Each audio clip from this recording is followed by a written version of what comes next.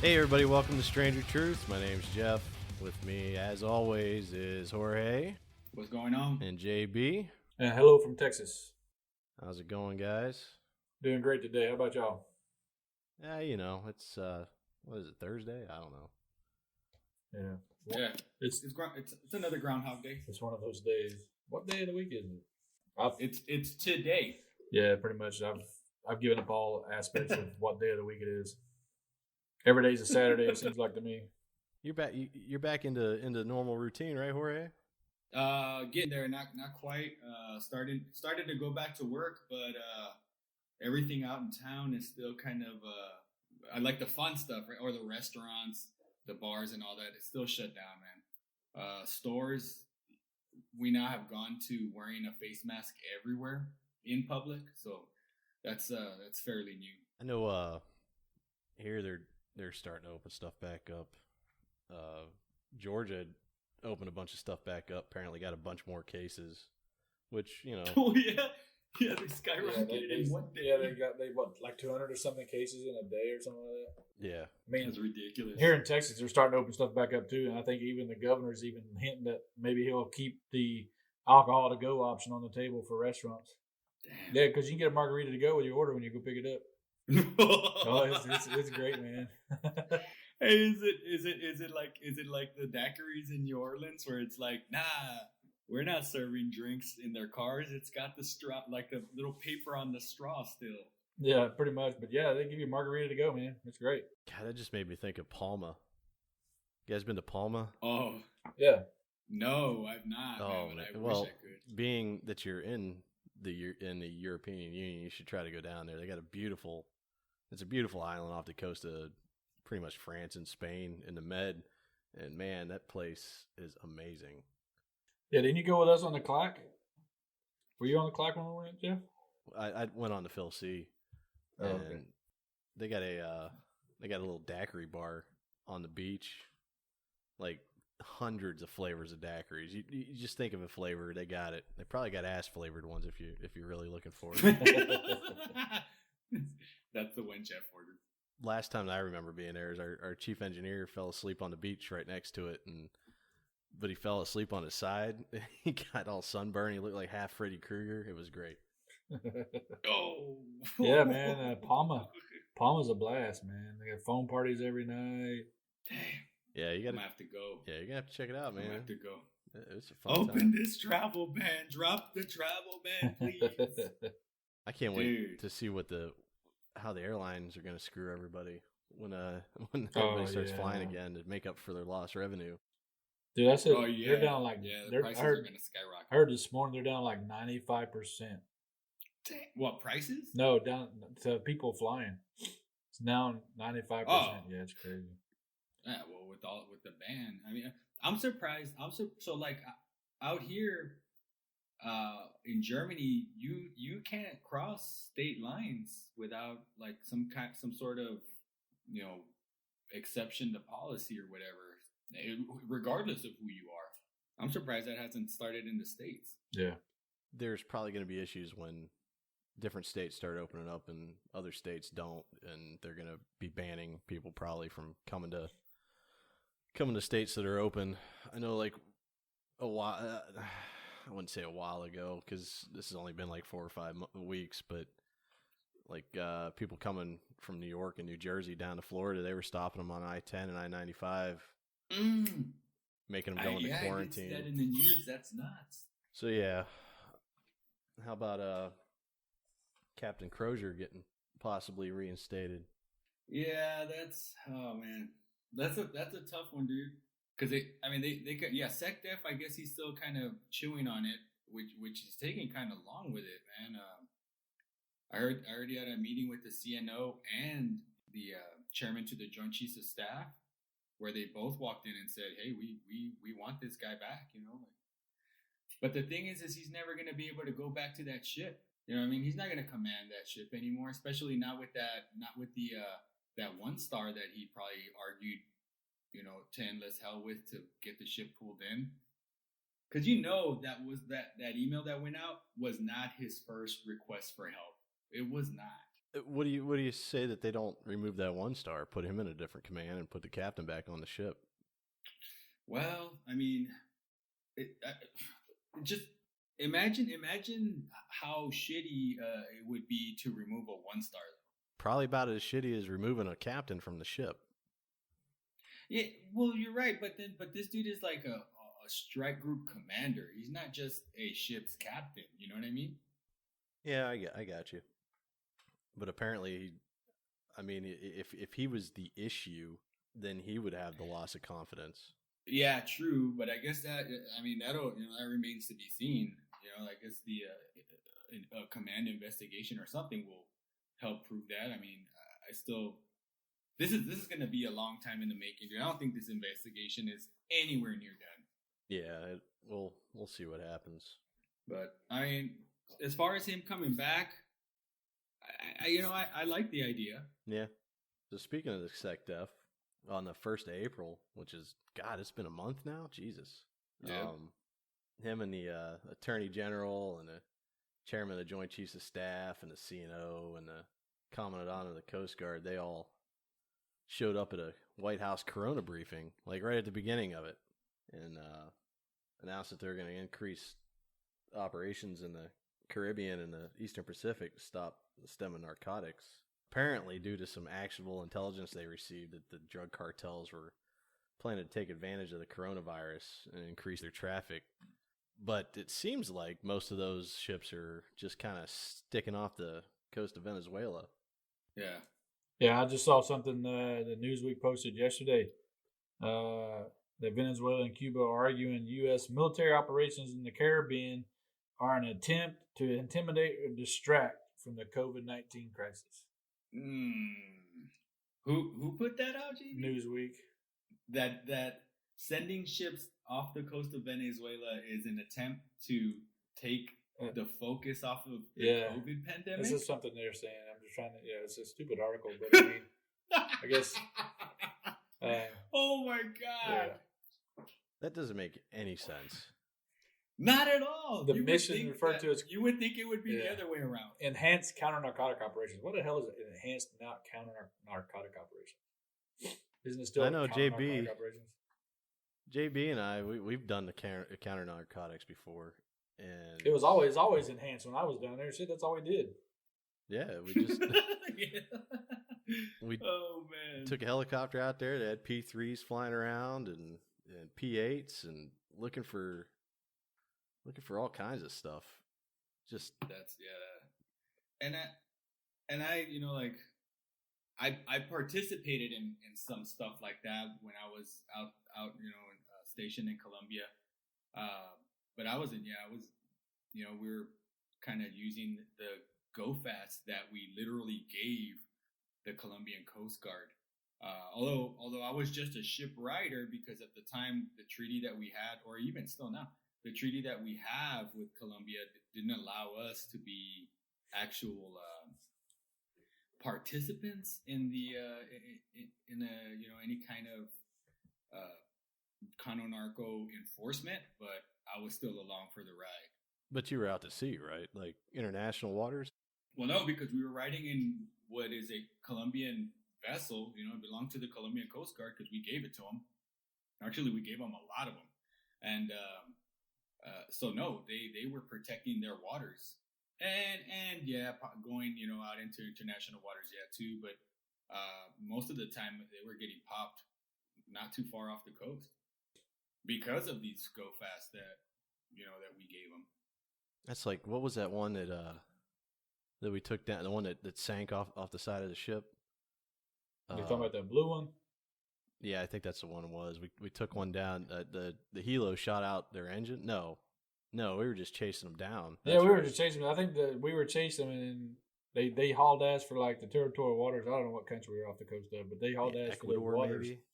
And then when they got to the point where they figured out we kept following, and they just stopped and started burning everything and jumped in the water. Jumped in the water, lit their ship on fire.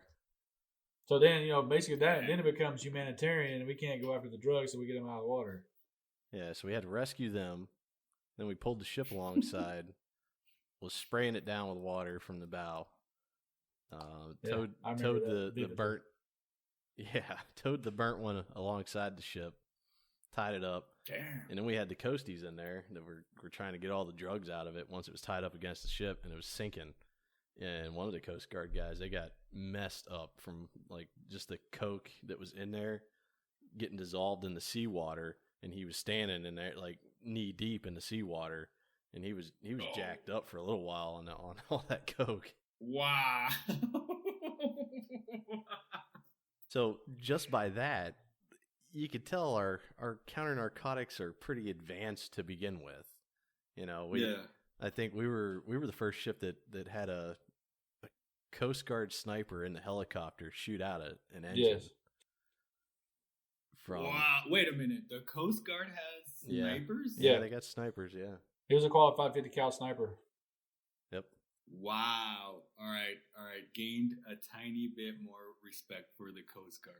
And he was badass, man, because I was controlling the helicopter then. So, you watching him on the FLIR, he'd pop out those pop out those engines, man, like it was nothing. It's like, it's badass. Those lead debts That's nuts. Yeah, those law enforcement debts are pretty ruthless. Damn.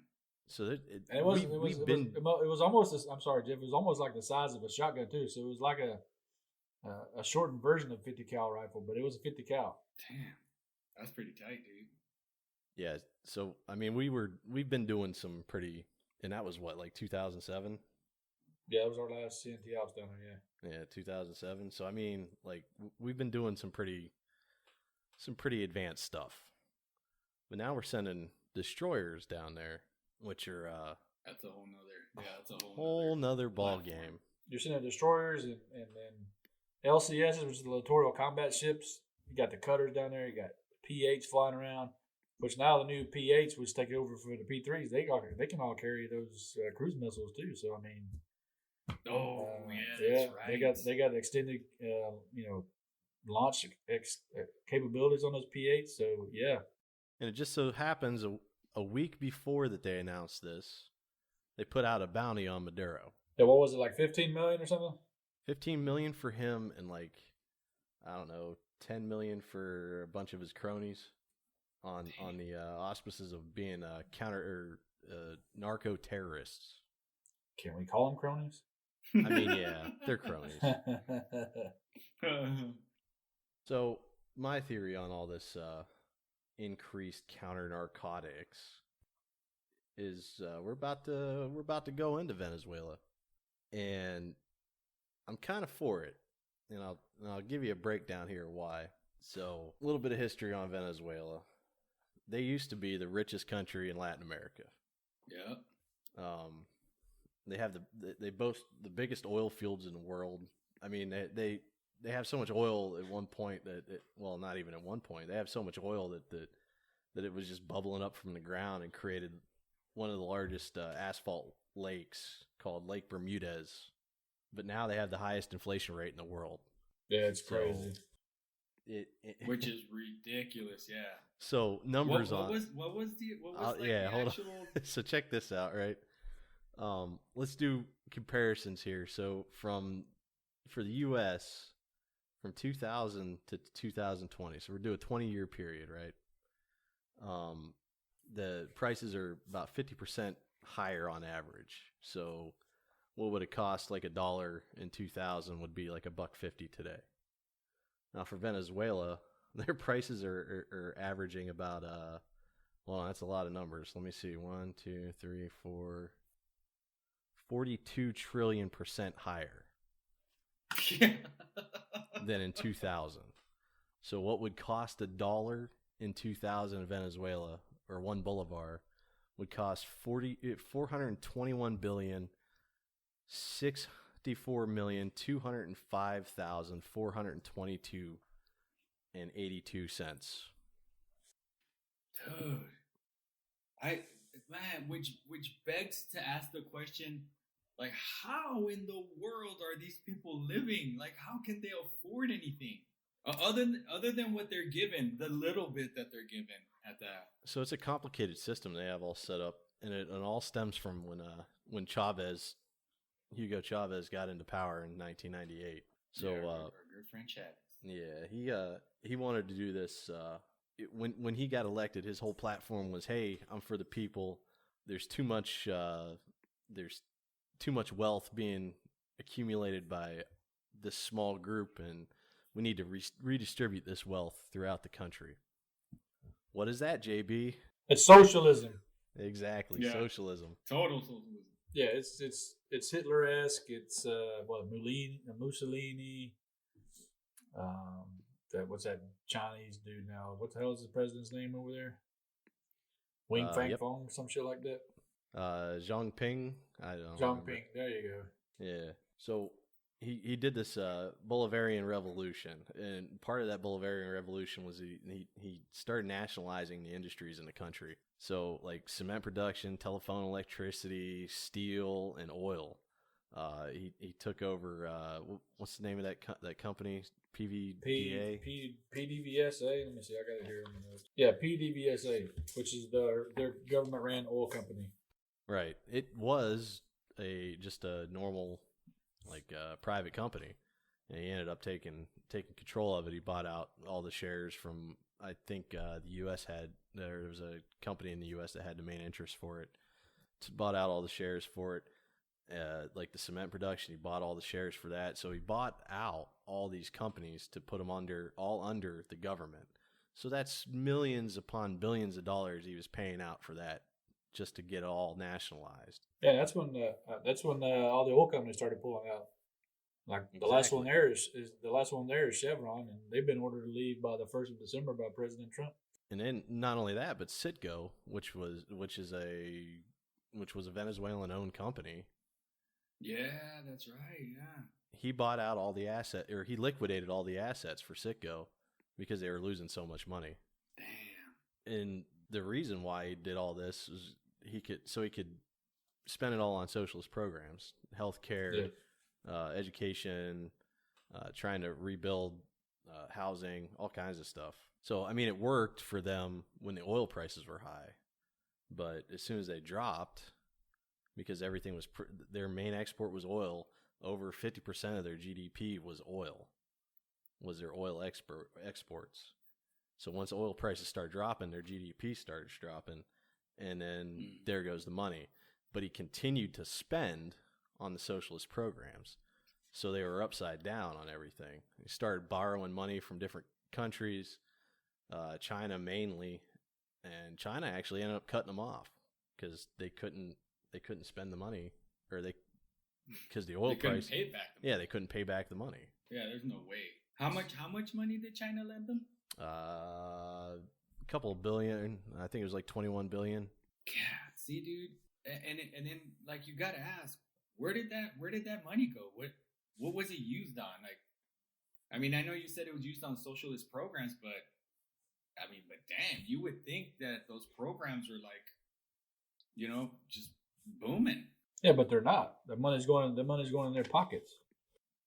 Yeah, a lot of it. That's true. A lot of it had to do with lining pockets to get stuff done.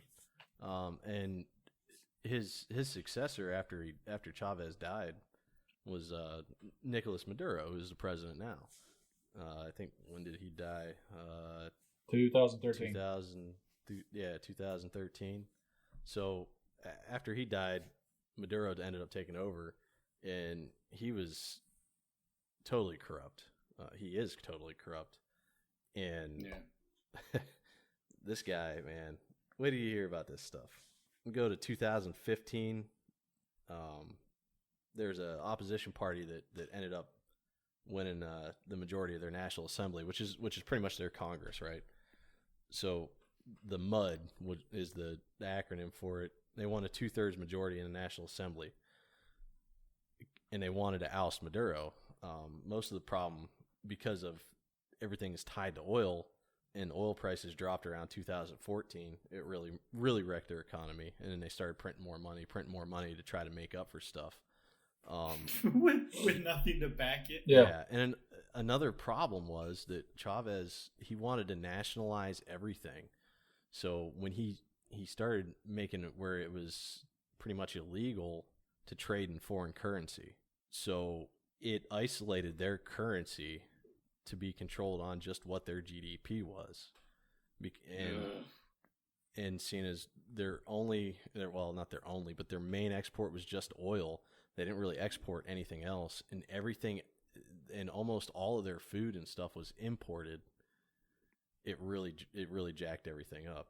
So when the prices fell in 2014, they're like, hey, we need to get this Maduro dude out because he's jacking stuff up even more by just printing more money, and they started getting more hyperinflation. When they won the majority, they were going to do a referendum to have a new election. Well, Maduro, because he wanted to stay in power, he forced out a bunch of Supreme Court justices and filled the positions with loyalists to himself. And then they voted to strip the National Assembly of its powers. Protests, of course, erupted, and if you look at the protests in 2015, there was hundreds of people that died during those protests. But the ruling ended up being reversed about a couple of days later. But he still had those judges in place to be able to circumvent, because their constitution's kind of framed the same as ours. It has the checks and balances. Well, when he's controlling the justices, yeah, that's gone. Exactly. So then in 2017, he held a vote for a national constituent assembly. So the whole point of this would be to replace the National Assembly, their Congress, and have the power to rewrite the Constitution. So even after massive protests, he won the election and formed a National Constituent Assembly. And the way he did that, so Chavez rewrote their Constitution in 1999, and he was a people person, of course, because he was doing all these socialist programs. And the way he got this done then was gave the power to the people to vote and say, hey, do you guys want to do this referendum to do a national constituent assembly? And then you can put people in place for it. So you could vote on, do you want to do it? And who do you want to put in it? Well, Maduro said, no, we're just going to let you vote on the people that go in it. It's going to happen.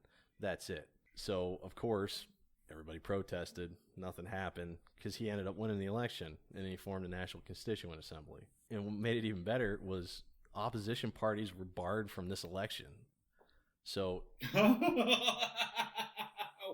anybody that was in any opposition party to his party, they weren't allowed. Vote? No, they couldn't. They couldn't be elected into the National Constituent Assembly. It was It was only people that were loyal to him that were allowed to be voted in. So, of course, his party by de facto won. And the first thing that they did... You've been saying this the whole time, Jeff, and it's taking me back to the last season of Jack Ryan on Amazon. It's almost the exact same thing that they had in that show. So I wonder if they kind of use this story and history to make their script for that. I don't know if you guys have seen it, but it's almost the exact same thing. Possibly. You have the Venezuelan president. But in this one, the Venezuelan president is kind of like a CIA. He's helping the CIA, but then the lady running against him is getting all the people's votes, but then he shuts down the polls and does this and does that. I'm like, Jesus. I mean, to think that shit actually happens is freaking wickedness. But I'm assuming it does down there all the time. It gets even better. Does it now? Yeah. When his party won that National Constituent Assembly, they completely banned the National Assembly from performing any actions that could interfere with the Constituent Assembly while passing a bunch of measures in support of solidarity to Maduro. Jesus. And then in 2018, Maduro called for a presidential election in February, which was 4 months before they were even supposed to take place. And he was declared the winner in May after multiple major opposition parties were banned from even participating. So he was running pretty much by himself, because it'd be like if we did our election and whoever the president is now, we'll say the Republican president bans the Democrats from even being able to participate, and his name's the only one on the ballot. Aren't the Democrats trying to do that now? And they do that with Bernie twice? Well, yeah, kinda. Kinda, yeah. Poor Bernie. Anyways. But it's crazy to think that this Maduro guy is in power and how he got put there. Well, he was an interim president at first. So when well, there is another interim president now. Yeah, we're getting to that. When Chavez died, he ended up becoming the interim president and then was actually elected. So, I mean, he was elected in, and then he made sure he stayed in. Chavez died of natural causes, or was he killed? Cancer. Okay.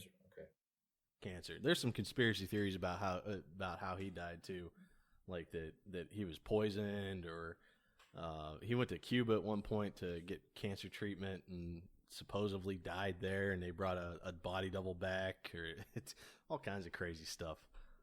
Whoa. But yeah, some of these stories, man, nuts. So after that election, the National Assembly declared that due to all the inconsistencies with the elections in Venezuela, that they didn't have a president, which, kind of makes sense because he's not a duly elected president if he's setting himself up to be elected. Right. Yeah. And enacted on their 3 different articles of the Constitution. One of the articles, Article 233, is when the president-elect is absolutely absent from taking office, a new election shall take place. And while the president is elected and takes office, the interim president shall be the president of the National Assembly. So that's where Juan Guaido comes in. Yeah. So he's the he's the president of the National Assembly right now, and is the interim president that almost every country in the world says is the president. Right. Except for Russia, China, Iran, and a couple other ones. North Korea, yeah. You know our friends, all of them. Yeah. All the axis of evil. Wasn't that what old George W. called them? The axis of evil. Yeah. But Trump is calling them something else now. It starts the both words start with T's. I can't. I'm gonna have to look it up. But when I read it, I was like, "What the hell?" So that's just a little backstory on all that. And I think Juan Guaido is a plant. I think he's a CIA plant. Yeah, it's. Oh yeah, man. It's and it wouldn't be the first time that the CIA does something like that. You know what I mean? No, it's not. And the thing I'm of two minds on this. One, the Venezuelan people need relief. They need help. Maduro's not cutting it. No. I'm also of the mind that why are we always messing with people? Why are we always what? Why are we always messing with people's stuff? Well, it's normally because we have some sort of interest in it. Now, whether I can't say that interest is good or bad, but it's like I have my thoughts on Iraq. You know what I mean? We went in there claiming they had MDs, and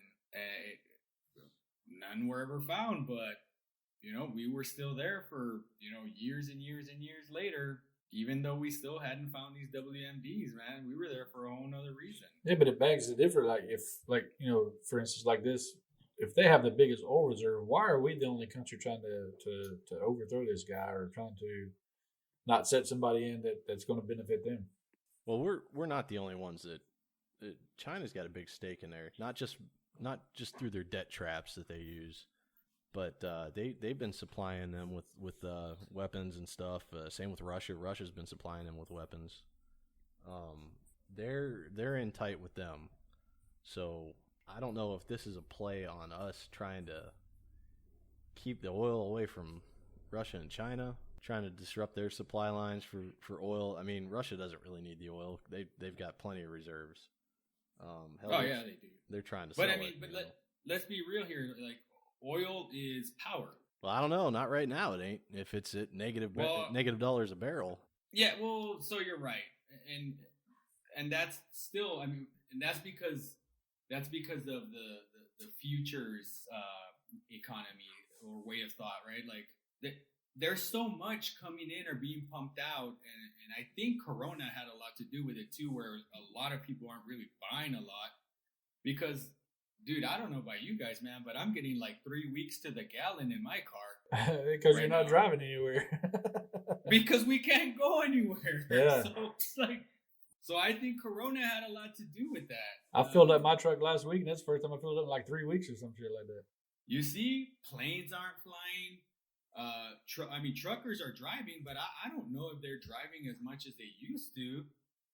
People aren't vacationing or going, down to the lake or going to see mom and dad in Texas or whatever, right?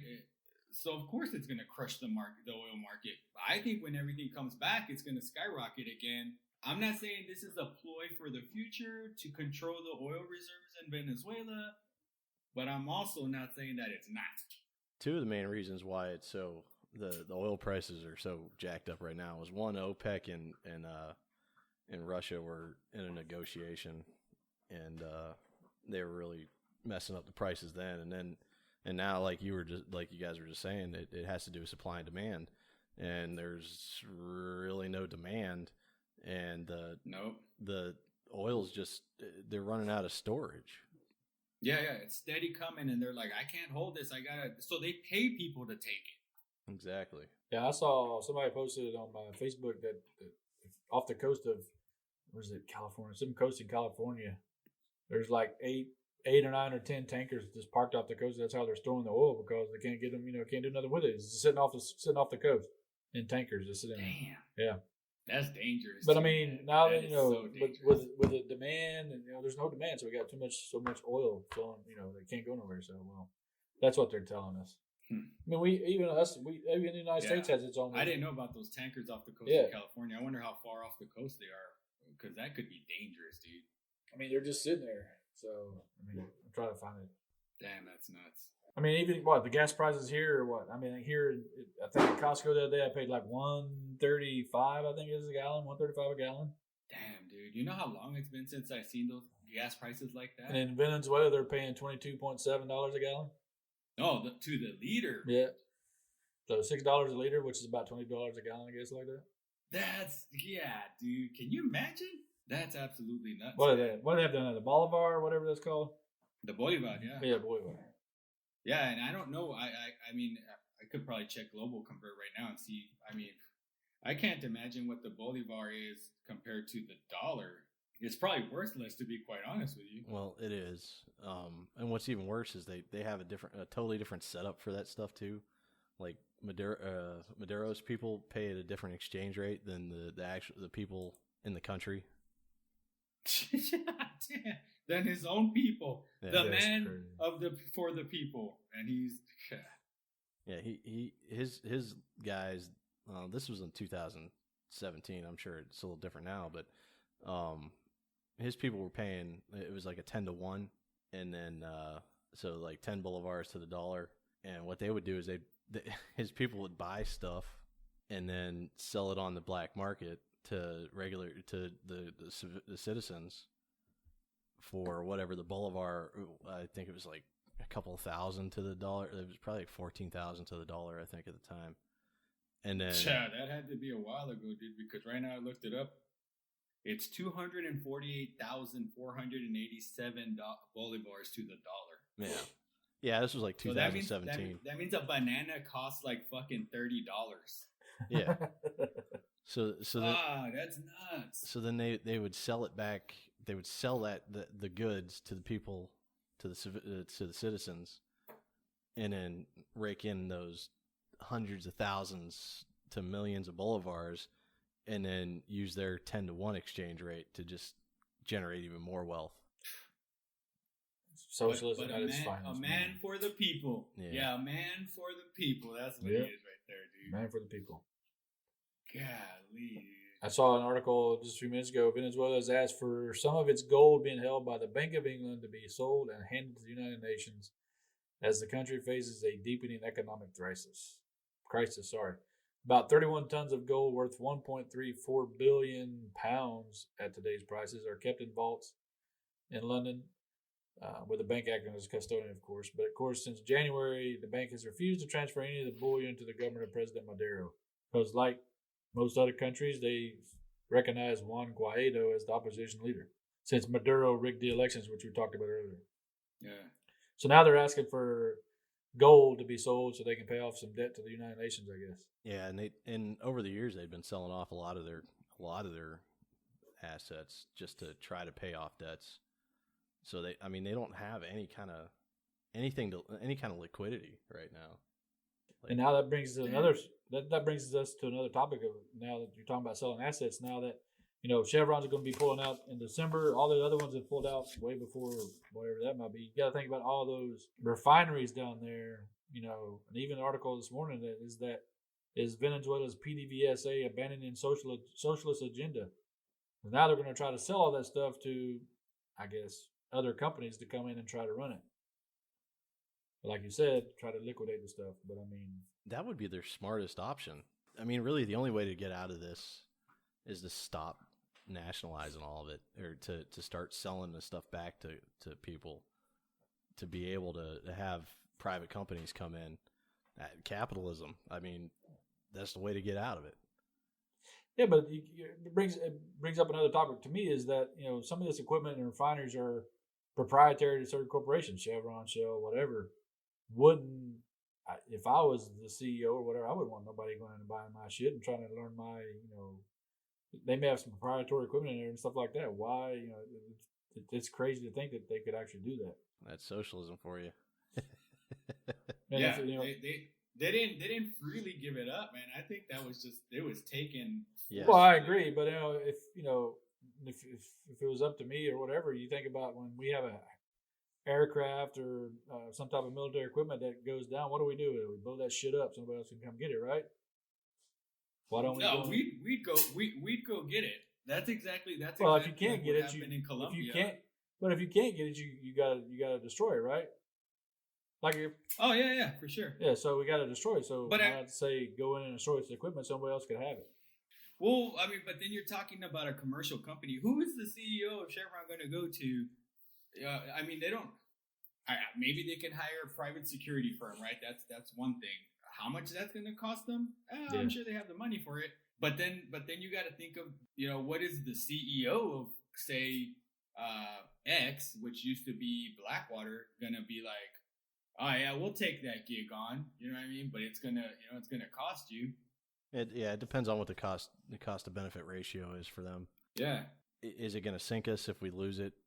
But you're right. They're going to try to sell this equipment to the next, I won't say highest bidder, but they're going to try to sell it so they can get somewhat economically back to normal. But you still got the socialist president in power. Will he let that happen? Probably not. We'll see, though. And now he's added a new oil minister, which is, I think this guy's name's Tarek El Hassami, who's actually wanted by the United States for narcotics on a $10 million bounty. Yeah. So how you put an ex-narco guy in power of your oil minister to try to fix this shit? I don't understand it. How the hell does that happen? Easily, because he's already your colleague. He's already in the sheets with this dude. You know what I mean? Like that's where all my money's coming from. My money's coming from this guy. Let's just give him a seat on the pretty the much. board. Yeah. And this dude fucking knows how to fucking get money from doing cocaine, and he gives it to me. Maybe he could do the same with the oil. Yeah. So I really do think we're gonna go in there. I think we're gonna go in there, and the December time frame sounds about right. After Chevron pulls out. Yeah. But what really would be the benefit to us other than, the oil? That's the benefit. I just don't see the reason for it. Well, we're gonna cover it up by saying, I don't want to say cover it up, but we're gonna glass it over by saying, hey, we're here to help the people, which I'm sure that's gonna happen. But yeah, but it's not gonna stop the flow of cocaine through there. No, it's not. It might slow it down, but better, JB. The cartel or the traffickers they're just gonna reroute. And I would hazard to say that Colombia probably has a lot more cocaine coming out of it than Venezuela. Actually, not so much anymore, dude. Really? Ecuador, like a couple years back, I forget what article I was reading, but I think it was in like Business Insider. I think Ecuador pretty much took over. And a lot of that's coming through Mexico now too, right, Jorge? Yeah, well, they're taking it up. They're taking it up through Mexico, but a lot of it is being like pumped out. Some of it was being pumped out from Venezuela, and Venezuela was getting up there, using shipping lanes or drug trafficking lanes to Belize, and then going up that way from Belize up into Central America up north. But yeah, on the Pacific side, yeah, that it was coming straight up to the Mexican coastlines and just being pumped into the United States. Well, that could be another angle. Not just, hey, we need to go in and help these guys out, but we need to stop the drug trafficking too. Yeah. Well, I mean, and that was always a priority. You know what I mean? But and then I get the going in and helping them part, the humanitarian part of it. It would be nice, especially after some of the stuff that we read about, or I read about, kids just being dumped on doorsteps or on the streets because parents can't afford to feed them. God, I mean, I can't imagine the state down there right now, man. And then on top of that, you got Maduro telling people, hey, every lady in this country should be pumping out 6 kids. Yeah. In the name of our country. For what, dude? What are you talking for? We can't even feed one. You want them to pump out 6? 4.7 million people have fled Venezuela since 2015. That's crazy to think that many people have left. And most of them, I'm going to say most of them, a majority of those are in Colombia selling candy bars on buses. Or just living in shanty towns on the medians of the streets, dude. Yeah. I think it was like a year ago, one of my friends was like, man, you wouldn't believe how bad it is over here with the refugees from Venezuela. And I'm talking about a dude that lives in in Bogota. That's not like right across the border. That's the middle part of the state, isn't it? Yeah. Central part of the country, yeah. 8,600 feet in elevation too, and you're like, man, that's how desperate they are to get out. Just living in tent cities on medians and major thoroughfares, dude. The dude's just executing people. Like Amnesty International did a report and then found out that between 2015 and 2017 there were 8,000 extrajudicial executions. 8,000. Yeah, that was just in a 2-year period. So I mean, wow. I think, like Jorge says, we need to go. Well, something's going to have to happen. Some type of UN humanitarian mission or something like that, just to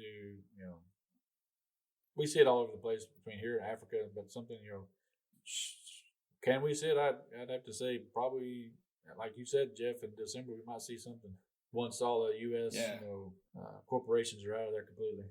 Yeah. Well, the unfortunate part is, Maduro isn't just going to freely open his coastline to be like, USNS Comfort or USNS Mercy, come on down and help my people, or the United States government. Yeah, we're going to have to overthrow them to get in there and help them. Yeah, even Maduro said last week he's ready to fight by whatever means necessary if the U.S. and neighboring Colombia try to invade. He said that last week on a paper or something like that. So he's ready. I mean, he's going to stand his ground. With what though? I don't get it. They're so broke. I can't see them having any kind of defenses. They're getting weapons from China and Russia, dude. I'm telling you. Yeah, Russia. Well, all right, yeah. But then the bad part. So Venezuela and most of South American countries are like this. They have conscript service, right? Like mandatory. Once you hit 18 years old, you got to do a certain number of years in the military. Now I saw this in Colombia when I was down there, and man, dude, I got to tell you, man, I can see why guerrilla armies like the FARC and the ELN were just running over the Colombian Army, Marines, whatever have you, right? Well, mostly Army and Marines, because this is all kind of more land-based stuff. It's because a lot of these young kids were coming up, and one, they really didn't want to be in the Army. Two, they were scared off their fucking rocker, and 3, they weren't properly trained. They just wanted to do their time and get out. I mean, I can totally see that happening in Venezuela. And you thought that the U.S. ran over Iraq in 91, 92 during Desert Storm. This is going to be like, I could see a lot of those conscript kids just putting down their weapons and being like, take me to your country, please. Now, I know that the Air Force is backing Guaido. And I think that's really the only armed service down there that's backing them. But I remember seeing some videos the other day when they were talking about training in case there's some kind of invasion from Colombia. These guys were they were just in like civilian clothes, like no uniform. They might have had a beret on or something, you know. Like it's just, and I'm not saying the uniform makes a soldier, but part of that's the discipline, you know. And if they're not being trained properly, then yeah, it's gonna be a slaughter probably. Yeah, and it speaks to the to the money backing the Air Force. They don't have money to put uniforms on these kids. How are they gonna fight a war? Yeah, but I think that we tried to do it the peaceful way with Juan Guaido as our little CIA plant for a while, and I'll tell you why he's a CIA plant and why I think he is. So around 2005, there were 5 Venezuelan students that were sent to Belgrade, courtesy of the Center for Applied Nonviolent Actions and Strategies, which is Canvas. Canvas is a group that was created. It's an offshoot of a group that was created during the Slobodan Milosevic, trying to get him out of power. And the whole point of it is they do insurrection through peaceful protests. So the guy that created it, he modeled it after like Mahatma Gandhi and Martin Luther King Jr., how they would do peaceful protests to try to get change. Now, the thing about that is they're largely funded by the National Endowment for Democracy, which is a United States NGO, non-government organization that has a goal that's stating a promotion of democracy abroad. That NGO is directly funded from the U.S. budget. Wow. It's included in a chapter of the State Department budget destined for the Agency for International Development, or USAID, and they got about USAID, okay. They got about $168 million in 2018. That's crazy. And then the director, this was in '91, but the director of the National Endowment for Democracy was quoted as saying, "A lot of what we do today was done covertly 25 years ago by the CIA." So they trained up Juan Guaido to start these protests, and he started rising through the power structure in Argentina, became the head of the National Assembly there. And I think they were trying to do it peacefully, but it looks like we're not going to get there now. Damn. So, I mean, even in 2019, former National Security Advisor John Bolton was spotted with a notepad that stated 5,000 troops to Colombia. He was doing a briefing, and on the notepad it had something else, and it had 5,000 troops to Colombia. Really? 5,000 troops. But that's not a lot. No, it's not a lot, but you shouldn't need a lot if Colombia is going to help out either, you know. No, that's true. Plus you already have the service members that are down there with the U.S. military group, which is pretty deep. Yeah, I think December is the time frame. JB, you put that in my head. The Chevron leaving in December. I think that's when it's going to happen. They've been told by December 1st they have to be completely out. Yeah, man, that's nuts, dude. With all the stuff that we have going on in the Eastern Pacific or Western Pacific, we're going to put ourselves in another mess in the Caribbean. Yep. That is, man, we're going to stretch ourselves thin. Well, not only that, but we still got stuff going on in the Middle East. Yeah.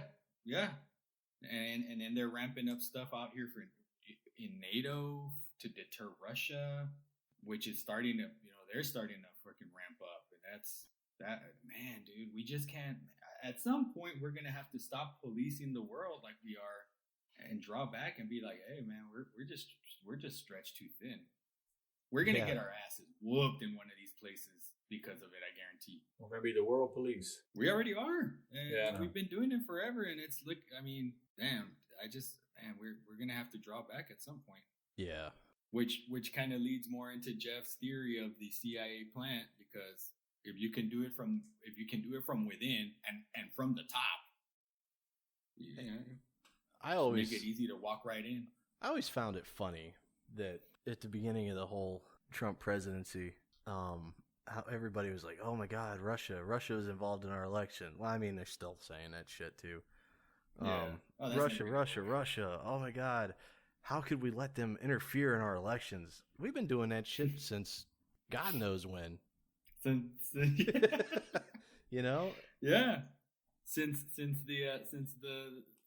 the creation of the CIA, I would say. I'd probably say further than that, but I'm sure there was probably spies and whatnot and insurgents, but we've definitely been meddling in other people's business for a long time, and for us to turn around and point fingers is kind of hypocritical, if you ask me. Yeah, but you know how the Mueller report turned out. Nothing found. Yeah, nothing. Yeah, there was all those millions of dollars spent. But I mean, could it also be that some of this stuff right now is going on for political gain too, for our election coming up in November? Who knows? It has a lot to do with that too, I'm assuming. Yeah, that could be true, man. That usually always happens. There's always some kind of major movements during, like, the year before an election year. Yep. Yeah, never fails. It's just that this year has just been ridiculous, dude. It's because of the COVID. Yeah. Well, yeah. Well, that's the biggest news of the year so far. But damn, dude, it's. Yeah, well, it is what it is. We will survive. We will all survive. We'll get through it, man. We will. The question is, are we going to get through it as one country, or are we going to get through it, divided like we are right now? There's always going to be some type of divide. I mean, ideology. Oh my God. There's always going to be some type of divide, because mainly, if you think about it, a lot of people nowadays, they use social media, right? And it's. I want to say that this whole divide thing stems from that specifically, because you can go onto Facebook or Instagram or whatever, or Twitter, and follow certain people and not follow other people, and then what happens? You just get a sounding board. Say whatever the fuck you want. Yeah. Well, no, you just get a sounding board of your own opinion. If you see something on there that's not your opinion, then what happens? Oh, nope, that's gone. Now I don't want to see that in my page anymore. Right, and it's crazy to think that we went away from that. Everybody's entitled to their opinion. Of course, everybody says everyone has one, like assholes, which they do. But I mean, everybody,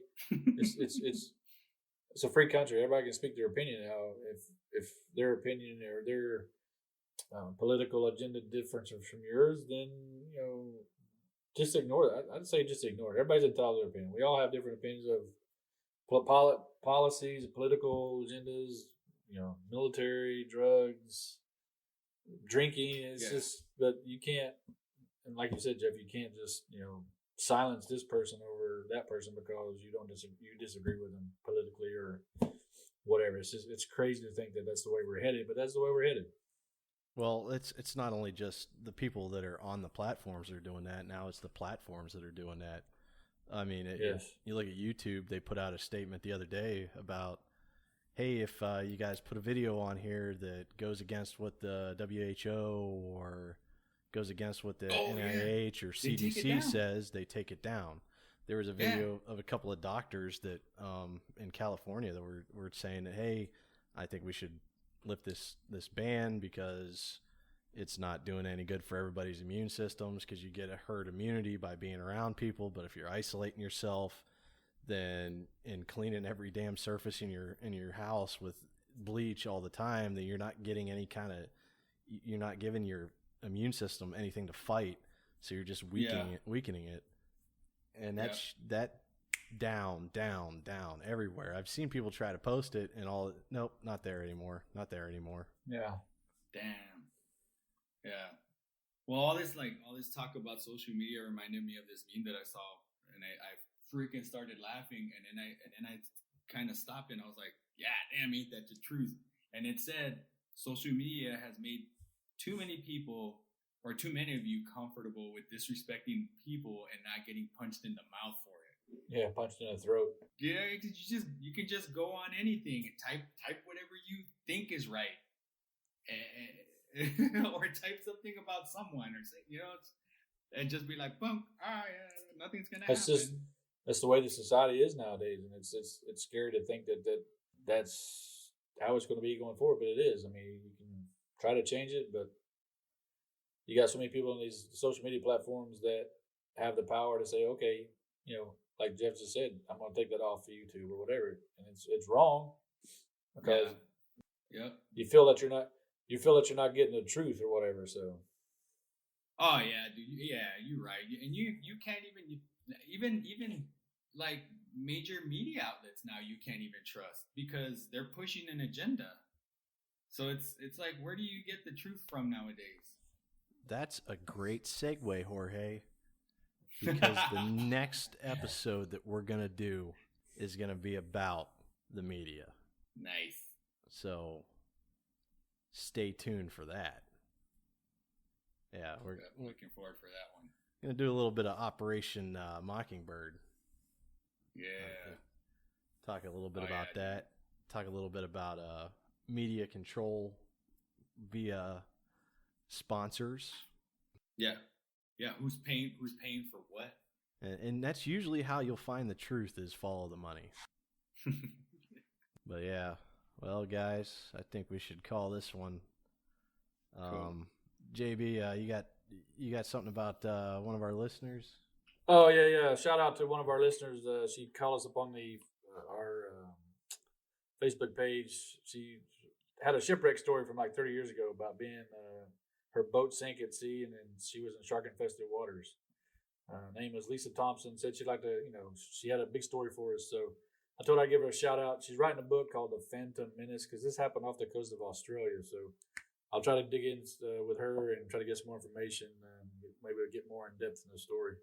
We always like those lost at sea stories. Yeah, we definitely do a special episode. Do a little interview with her, maybe. I like the sound of that. Because sometimes we were lost at sea on deployments. Yeah. Lost in a box. Lost in a box. Yeah, that's another thing that all these people were freaking out about being. I'm getting off tangent, but being locked up. How many times were we locked up for 6 months at a time? Couldn't go nowhere. Oh my god, dude! Way too many times. Slept in a 2-foot coffin every day. Yep. With Jorge's feet hanging out. No. Actually, you know what? I actually fit, like height wise in there. It was when I would like, cause I toss and turn like mad when I'm asleep. And there's that light that has that like aluminum frame with the really sharp ends on it or edges. Dude, when I would switch from side to side, I would scrape my shoulders or like the very top of my like the top of my arm right at the shoulder on it ugly style, dude. And I would wake up in the morning, I wouldn't even realize I had these scrapes until I hopped in the shower and the water hit it and it would burn or that sting, and I'd be like, yeah, dude. But but they were long enough, they just weren't tall enough. Best way to have combated that was to flip around the other way, have the light at your feet, but then they started putting those damn EEBDs. Racks. At your feet, putting EEBDs at the foot, so then it just completely canceled it all out. Yeah, a big old box that you can ram your head into whenever you turn to the left or right, whatever. But and even those, every time, sometimes I wouldn't thrash my legs really, but like sometimes I'd just be moving around and I'd kick it. And I'm like, God damn it! People have no clue what it's like to be out there, and I wouldn't say we were confined, but we were confined. But we were confined. Well, I know any given day. I mean, we were working 18 hours a day and stuff like that, and then it's just people have no clue. I'm going stir crazy. We're trying to be out the freaking sea for 6 months. Yep. Hey, lest we forget the hurricane straps on the small boys, though, man. Oh yeah, Dude, there was many a night or many a morning where I woke up in those bad boys out in the North Atlantic. You guys remember that, dude? Oh, Getting yeah. tossed around. yeah. Or the guy below you, the rack curtains fluttering. Oh,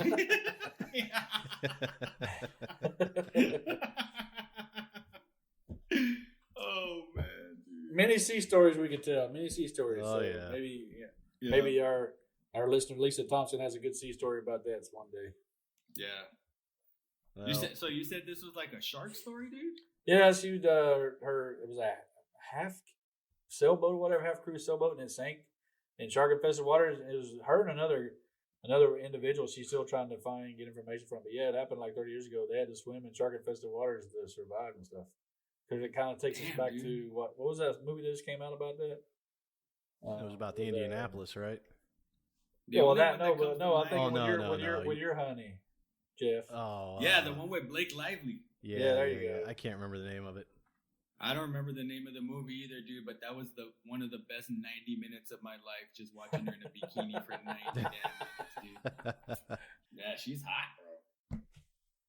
What was the Like- name of like- it? The Shallows. Yeah, Shallows. there you go. Yeah, the Shallows. The Yeah. Shallows. Thanks, Duck Go. Oh, yeah. I try not to use Google anymore. I'm gonna go down and Netflix it right now. Oh, jeez Louise. Oh damn, man! But it's always a pleasure talking to you, fellas. Man. Yeah, we'll call that a wrap. And don't forget to check us out on anchor.fm/Stranger Truths. Also, you can find us on Apple Podcasts, Google Play Store, soon to be on Spotify, soon to be on Pandora and iHeartRadio, hopefully here soon. Damn. And take it easy, Yep. guys. Yeah, and of course, check out our Facebook page. You always catch us on there too. Oh yeah, and YouTube as well. Yeah, Nice. yeah, we got like 70 views on YouTube. We're Oh, getting yeah, up moving there. on up. All right, fellas. All right, until next time, Pleasure. y'all. That's a wrap.